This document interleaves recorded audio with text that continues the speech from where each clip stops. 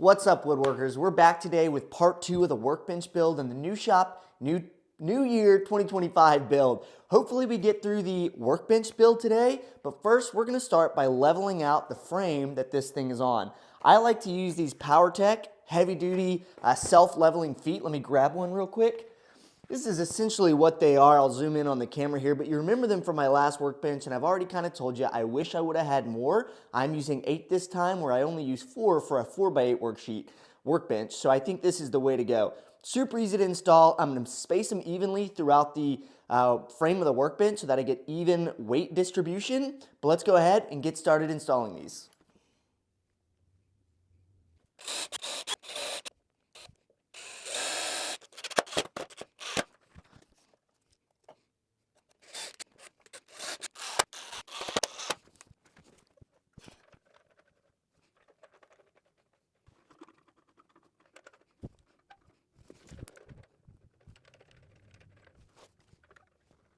All right, and with only one minor injury, I don't really think you guys saw it, but it's why I have a glove on. I dropped my drill with the drill bit in it to pre-drill the holes, and as it rebounded up, I either tried to like soften the bounce or I tried to catch it. I don't know, but unfortunately it was drill bit side up, and that thing just went into my hand. So just a little bit of a sting, not too bad, but I put a bandage on it and I'll just keep the glove on for a little while. But anyways, we've got our self-leveling feet on. We're sturdy all of a sudden, we're level, so that's really good. Now we're gonna get started building the vertical supports for the rest of the frame. So we're gonna have to cut some more studs down and then square them up.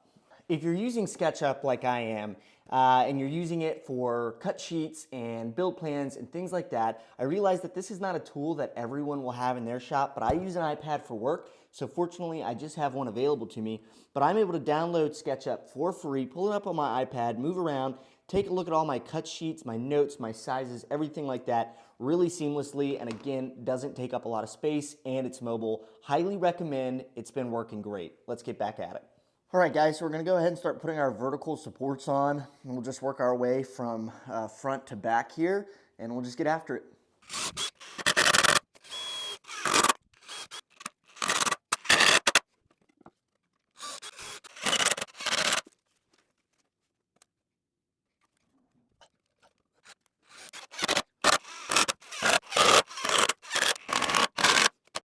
All right, we're back. I think having put it all back together now, put the levelers back on, the smartest move would have been for me to actually have turned it on its side like it was when I put the levelers on. When I turned it back up on its side to put the levelers back on, I realized that some of these rails, vertical structure pieces, were not square to the frame, and that's just because it's really difficult to do. All of this has reminded me how much I need a workbench and how much I hate working on the floor. It's so difficult. So anyways, that's what I recommend. We're gonna go ahead and start building the center platforms and the structure piece that goes in the center there. This is probably the most critical part of the build because I have to get the platform that the table saw sits on at like an exact height so that there's only about a 32nd or a 16th difference between the top of the table saw and the top of the outfeed table so that it's smooth, but it'll never like block it, right? I can't think of a better word right now. So anyways, that's what we're gonna get doing. We're gonna start ripping down the studs required for that, squaring them away on the table saw, and then we'll start assembling. We'll get to use the track saw soon, so I'm pretty pumped about that. All right, if you guys will remember, I said that I needed the this shelf here to be like dead on accurate to what it needs to be. So for that reason, I plan this for 3/4 ply, but again, no construction lumber is ever the dimension that it says it is. If you look, that's just a nominal dimension, what it's named. But if you look at the specifications, it tells you what it actually is. And then when I get it, I go ahead and remeasure. So the plywood shelf that plywood that I'm using for this shelf is 11/16 inches. And I know that I need the shelf to sit at exactly 12 inches below this edge here. So accounting for the 11/16 thickness of my plywood, I'm gonna go ahead and put this down at 12 and 11/16 down. All right, you might be wondering why for the first time in this build, I cut 2 of the 4 pieces that I needed instead of all 4 at once. And the reason is because at this point in the build, especially with that construction lumber, things might not go according to plan, meaning they may be a little, some things may need to be shorter or longer. It's kind of like when you're building drawer boxes. So let's go ahead and check what I thought the two cross members needed to be. I think it would be a rail in this case. Let me look, hold on here. I said it needed to be 1 foot and 7 inches, which is 19, but I'm getting 20 and 5/8, which is a little interesting. Oh, I know what I did wrong. I'll be right back. Okay, so that's why it's good that we cross-check. I had taken the wrong measurement. So we're about 1/8 off. I got 19 and 1/8 is what I need, and my plan's called for 19 inches. So that's good. We'll go ahead and get cutting here and get going.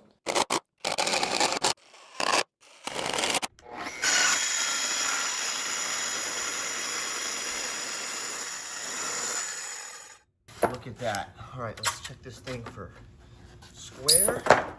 But guys, that's dead on straight. That's freaking cool. It's pretty much dead on square.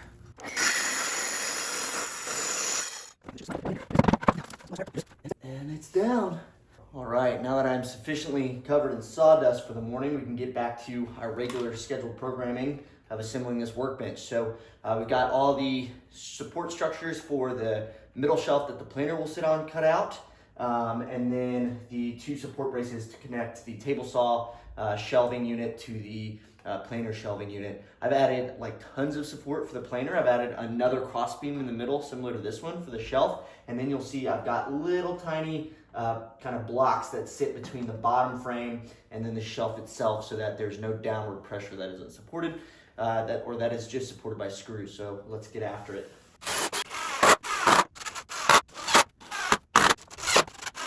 All right, we're back. It's a new day for me, same video for you. We're gonna go ahead and punch out the rest of this workbench real quick. I'm gonna time lapse through most of it since it's really the same thing. I'm just gonna be building the frame for the top and then using the track saw to cut the plywood top in the middle shelf here. I do wanna cover one last thing with you guys about how I'm building this workbench specifically before we get to the time lapse. All right, so I've lowered you guys about as much as I can get you so that you can see these sections here, these 4 posts that I'm going to be installing.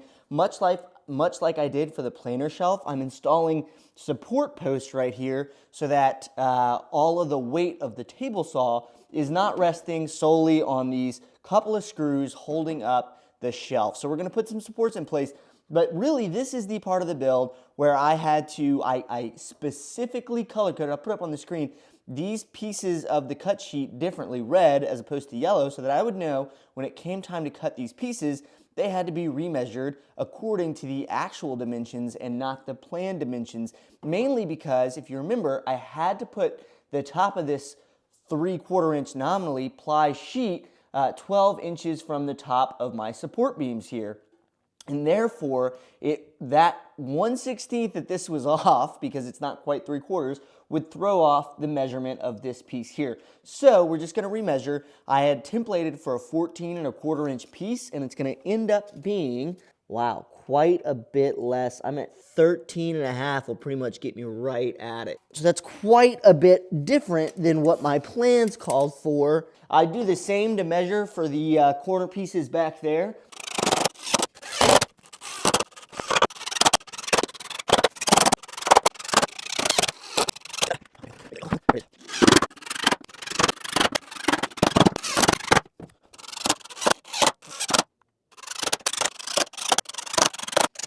Now, only because if I don't mention it, someone's going to call me out on it. This is the only piece in the entire build that requires pocket hole screws, and I'll show you where it goes and why it requires pocket holes. You may be able to get around without it, but at least for the style I'm going, no. I could have placed it elsewhere on the build, and this piece would have given me the same stability, but that's all right. We'll use pocket holes real quick. All right, so now you can see why this part of the build required these pocket hole screws, because there's no way for me to use these 2-inch screws to get through 3 inches of wood and then enough depth into the actual structural brace here to hold it. I'd need like 3 1/2-inch screws, and there's no need for that. So we'll just go ahead and use these pocket holes real quick. We are so very close to being finished. We're kind of at the finishing touches section. We've got to secure the top pieces to the workbench. We've got to put on our rolling casters, and then we've got to put the planer and the table saw actually into the table and break some of these edges with a sander. So we're going to go ahead and finish that real quick.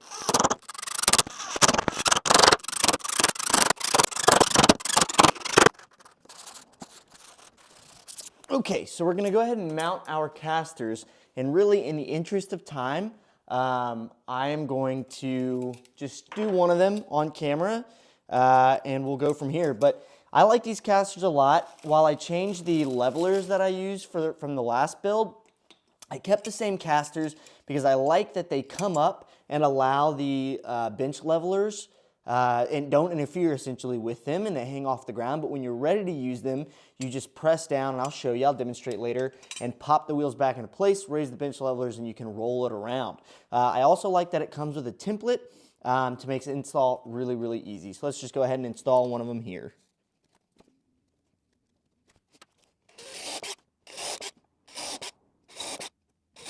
Okay, and then unplanned, but this works to show you that you don't really need all 6 screws, because like that one's right where one of them go. So it's no big deal.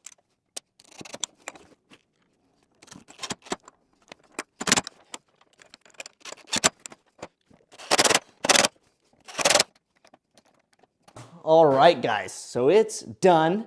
Everything's built. Casters are all attached. Really, the very last thing we have to do is move the tools onto the workbench. I'm confident, but I'm pretty nervous. I've gone ahead and gotten my Dewalt Table Saw disconnected from the rolling base that it came on. I'm gonna carry it over here, and we're gonna see what happens. Stay tuned. And let me guys tell you, I am doing this like super live. There was no test fit or anything like that. This is either gonna work or it's not.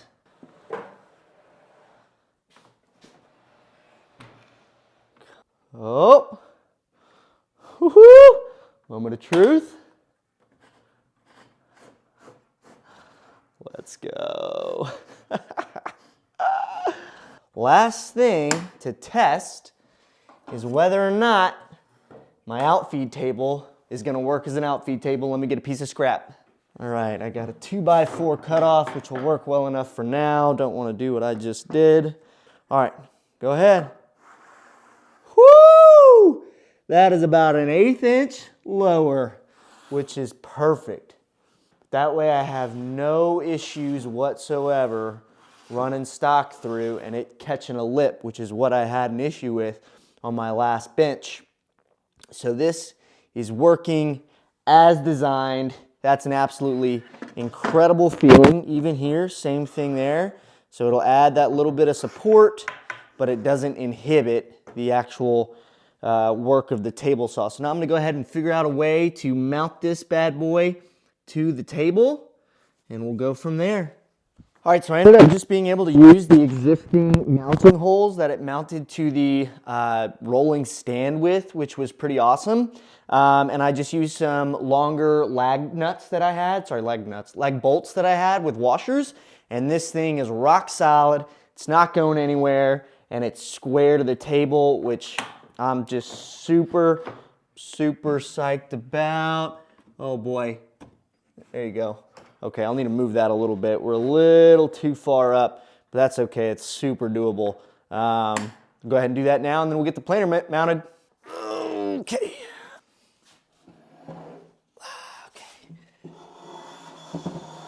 There it is. Easy to access. Other than that, this thing is done. Okay, so that's pretty much a wrap for today's video, but I'm gonna get a few shots of what I think are really important about this workbench. So I started this whole video by telling you guys I was building a workbench that would double as an in-feed, out-feed table for my table saw built into the workbench, but that I had this down sloping, and really it's like a down and, I don't know, leftward sloping garage to get all the water down to one corner, I believe. So I added those bench levelers to get this thing flat. I also told you that my last workbench didn't have enough bench levelers and enough support built into the bench itself, so it was wavy and it sagged in areas, and therefore I didn't have a flat work surface.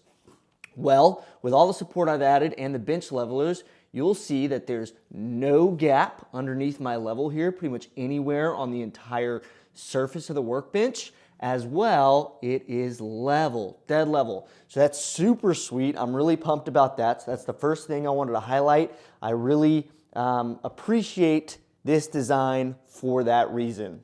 All right, I've gone ahead and adjusted all my levelers so that they are at their highest setting, and I engaged all the casters on the workbench, and you just roll it around, 360-degree mobility, wherever you want it to go. So that's super awesome.